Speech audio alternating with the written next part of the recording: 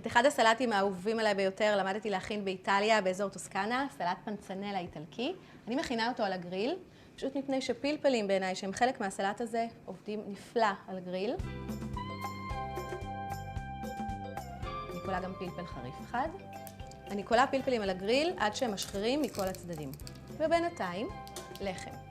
במקור הטוסקני אכלתי סלטים שבהם יש דווקא לחם מאוד מאוד מאוד רך, ספוג במיצים.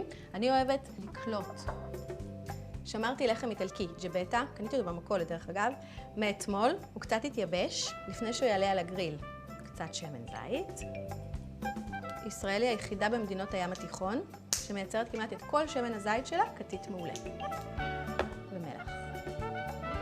הגריל מחכה לו, אני פשוט קולה.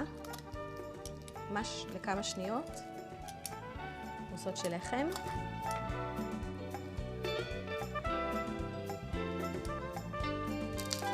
הנה, להשחרה הזאת רציתי להגיע. פלפל מתחיל לקבל את הצבע שאני מתכוונת אליו.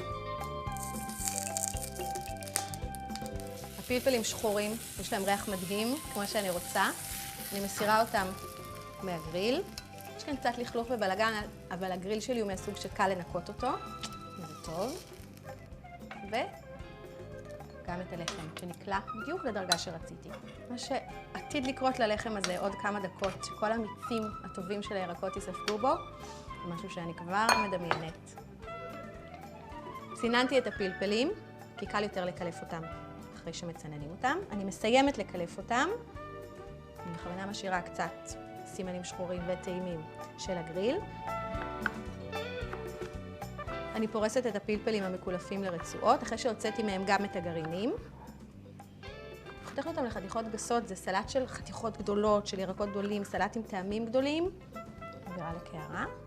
סלט בצבעים של קיץ, משמחים, כתומים, אדומים, ירוקים שייכנסו עוד מעט. גם בצל אני אכניס לסלט, בצל סגול, עוד צבע. אני פורסת אותו אחרי שקילפתי, גם בפרוסות גדולות. ומה עוד נכנס לקערת הערבוב של סלט הפנצנלה שלי? עגבניות. עגבניות מכל סוג, מכל מין שאתם מצליחים למצוא. יש לי למשל עגבניות שרי צהובות, צהובות כתומות כאלה, מלאות מלאות בטעם, ועגבניות שרי אדומות, ועגבניות שוקולד. עזות בצבע, מלאות מלאות בטעם. כל עגבניה שאתם מוצאים, פשוט לכו על זה. אני אוהבת לערבב סלטים בידיים. עלי בזיליקום, פטרוזיליה קצוצה, גם בצל ירוק לחיזוק הבצליות, שום, קצוץ די גס,